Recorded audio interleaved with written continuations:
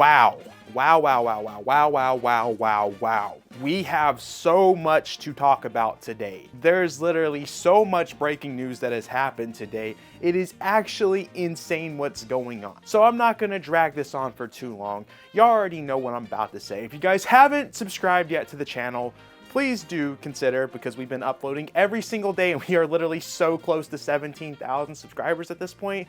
We literally might be able to hit it this week, which if we pull that off, that's gonna be crazy, especially since I'm trying to get there before we go to New York City, which is almost about a month away at this point. So absolutely insane. Thank y'all so much, and give the video a like if you'd like. Without further ado, let's jump right into the news because we have way too many topics to talk about today. All right, we have some news regarding Donkey Kong Bananza. Now, I feel like this was kind of obvious, but at this point I do think it needs to be stated, as I do know that some people, when they were playing the demo at the Nintendo Experience event, talked about the frame rate was kind of all over the place at times with this game. But Donkey Kong Bananza has been confirmed to be at 1080p and 60 FPS HDR mode on as well in handheld mode, which I think is very exciting, especially considering with all the issues that have been talked about regarding the frame rate of this game. I feel like that's super exciting that it's still going to be 60 FPS on handheld mode, and I'm sure those frame rate issues that people discussed with the demo will be way better by the time the game gets here. I'm excited to see how this game looks and runs, as I do think this is one of those games that does take the Switch 2's power to the limits with some of the things that you can do in Donkey Kong Bananza, at least what we've seen so far. So I'm very excited to get my hands on this game, very pumped, and we're very close to it. We just gotta wait one more month after the Switch 2 comes out and we're gonna be able to play this game, which it already looks beautiful as it is. Very curious to see how this thing's gonna look with the HDR and handheld mode, all that good stuff. I'm very pumped to be playing this game. All right, Nintendo dropped a brand new Creator's Voice episode, which this time it was on Cyberpunk 2077. We got to see more footage regarding this game. The director's talking about how great this game is on Nintendo Switch 2, and overall this game is looking absolutely fantastic. They showed off that you can do motion controls with the game by using Joy-Cons. It even has mouse controls built into the game. Now, there's a clip that everyone's taking out of context, and people have been running this as like, whoa, best version of the game, which, if you don't know what I'm talking about, in the video, they talk about how Cyberpunk 2077's best version of the game is on Nintendo Switch 2. Now, what people have been cutting out is the part where the guy says when it comes to the on-the-go experience, which that still is an incredible statement to have, as this game was struggling on the Steam Deck. I am very pumped to get my hands on Cyberpunk 2077. It is probably my most hyped third-party game for the system, as this is something that at one point was considered impossible, and it's just great to see this game on Switch 2, especially considering the type of game this is. It's considered really difficult to put on platforms, as it's all the other platforms struggle to run this game. And CD Projekt Red seem very proud of the product that is Cyberpunk on Nintendo Switch 2, and they've been really hyping it up.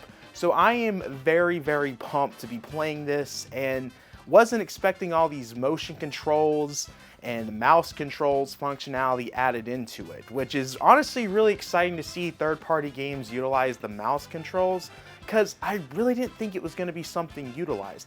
I thought Nintendo would be the ones that utilize these features if anyone was going to use it at all, but it seems like mouse controls are going to be a normal thing that gets utilized, which I think is really cool and just very different, and opens the door to so many different types of ways to play the game. I am very pumped for this and cannot wait to play Cyberpunk. I highly recommend you guys check out the Creator's Voice episode that they dropped. They showed off a lot of footage, and honestly, the game is just looking great on Switch 2 and running great on Switch 2. I'm still so surprised that it's running as well as it is. Nintendo also announced the next 2 episodes of the Creator's Voice, which one of them was very surprising that they announced. Next week's episode is going to be on Hyrule Warriors Age of Imprisonment. Now, this one was one I was not expecting, as I kind of took it as the Creator's Voice as a video series that's going to be focused on third-party developers talking about their upcoming games. At least that's how I've always presumed it to be, as everything that's come out on Creator's Voice has been on third-party games.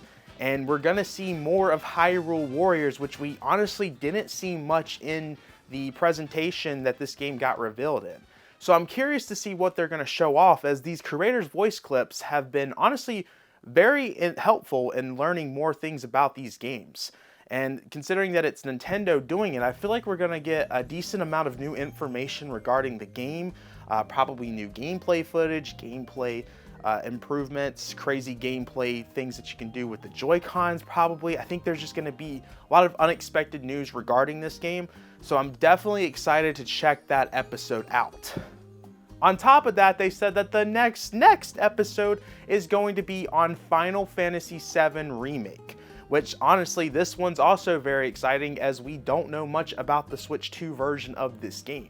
We know through rumors that this was something that Nintendo showed to investors and developers to show how powerful the system is, so I feel like this game is going to be a pretty big deal. Probably has crazy gameplay variety options that you can do with the Joy-Cons, and maybe some features that we just don't know or not expecting.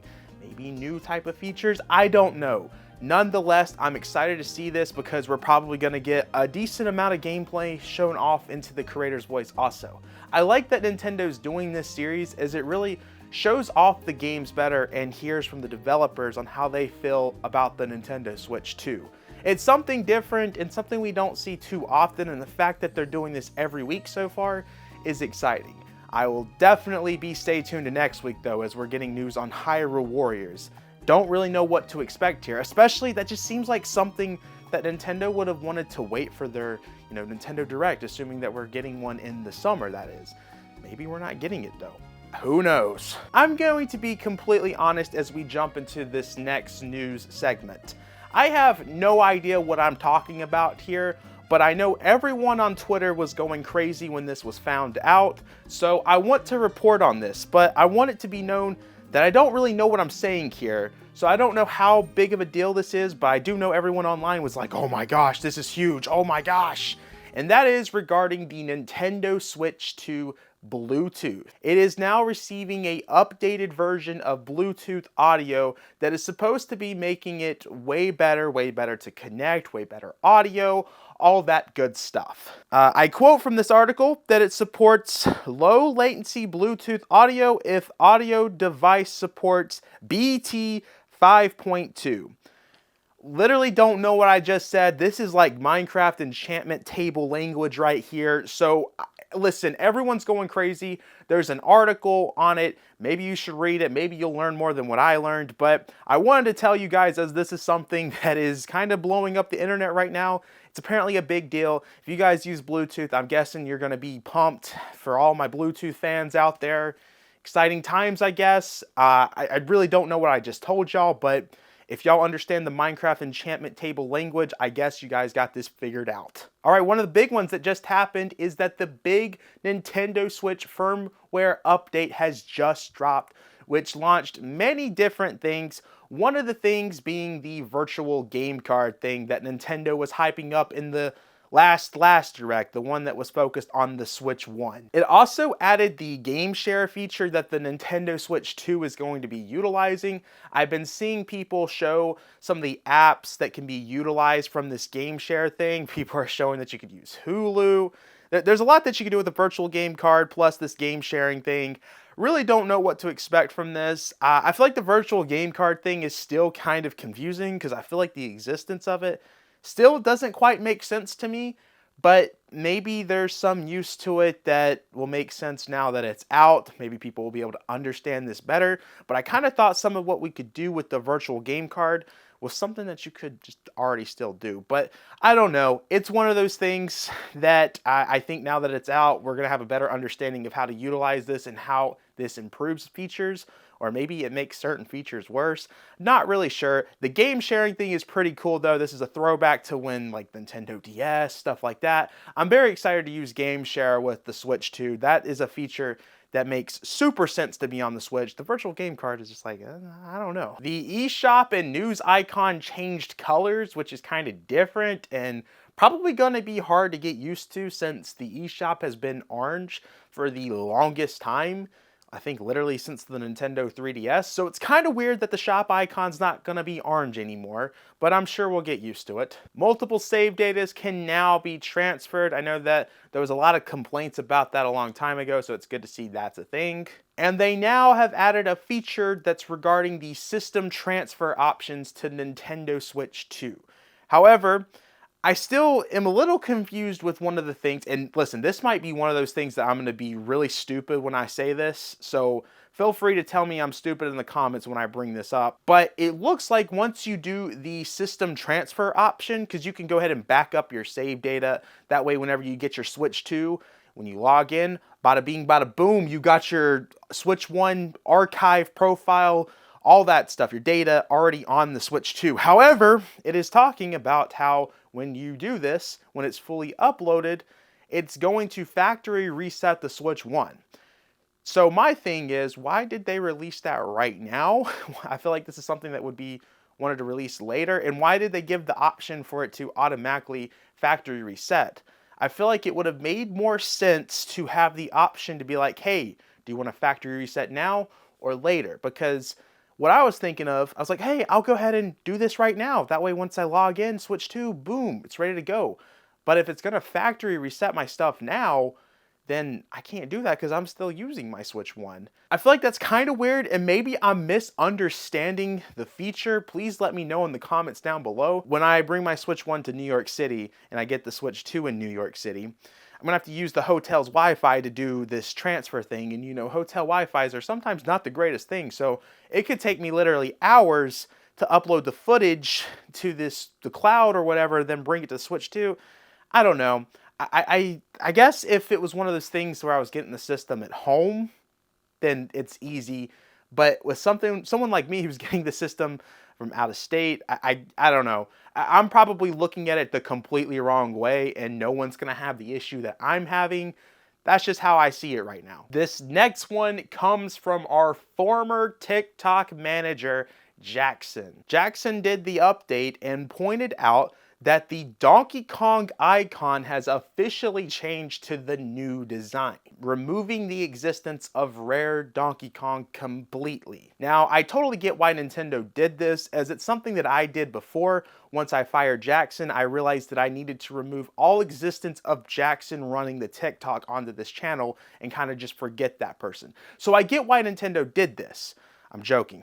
I'm joking. I'm sorry. I had to make the joke once. We have a new TikTok manager. Jackson did great. Shout outs to Jackson for finding this news for us. But now the new icon is going to be the Donkey Kong Bananza logo, or the design, which means that this is the new Donkey Kong going forward. They want to forget rare Donkey Kong completely. Makes sense. I mean, I know some people don't like the design. I think a majority of the people do like the design though. And if there's no plans to use this design anymore and to go with this design, it kind of just makes sense to move on from that. But I was definitely surprised that they removed the icons, to be honest. I thought there was going to be an option that maybe you could use the rare Donkey Kong design and then the new one, but Nintendo wants the existence of it completely gone. So it's going to be interesting when something like Smash Bros comes out for Switch 2, what Donkey Kong's going to look like there. Is there going to be the rareware option of Donkey Kong as a skin? I don't know. The future of this is definitely interesting, and I'm surprised to see Nintendo go with this approach, but I guess at the same time, I'm not. I just definitely thought that there was still going to be like the profile icon options. Like they literally replaced the same render design, but with the new Donkey Kong. It's the same pose and everything. Especially what if this new Donkey Kong game sucks? People are probably gonna think of this Donkey Kong game when they see that design. So I don't know, maybe a little bit too risky that they're doing this early, but at the same time, they've already gotten rid of him in Mario Kart with the new design. So interesting. One of those things that I wasn't expecting, but shout outs to Jackson for giving us this. Guys, that's everything I got for y'all today. Pretty much everything we talked about I felt was a pretty big deal today. We saw the death of rareware Donkey Kong and the resurrection of the new Donkey Kong. I don't know. A lot of cool things. I know I'm pretty pumped for Cyberpunk. I think that new Switch firmware update is somewhat exciting, but at the same time, gonna be kind of a bother for me at least, but I don't know, maybe I'm looking at it the wrong way, but I would definitely love to hear your guys' thoughts down below in the comment section below. I think I just said below like 3 times right there, so that probably didn't make sense, but that doesn't matter because I have been talking for way too much. Make sure to backslash that subscribe button, like the video, check out the Twitter, check out the Instagram, check out the Discord server, become a Monado Marine, $5 a month. P.O. box, you know, I forgot about that. We have a P.O. box in the description if you, for whatever reason, want to send a letter. And yeah, all that good stuff. I will see you guys in the next video. Peace. Huh, I probably should have wore the Donkey Kong shirt since there was so much Donkey Kong news. We didn't even talk about Kirby today, so why am I wearing Kirby? That was probably an L on my part.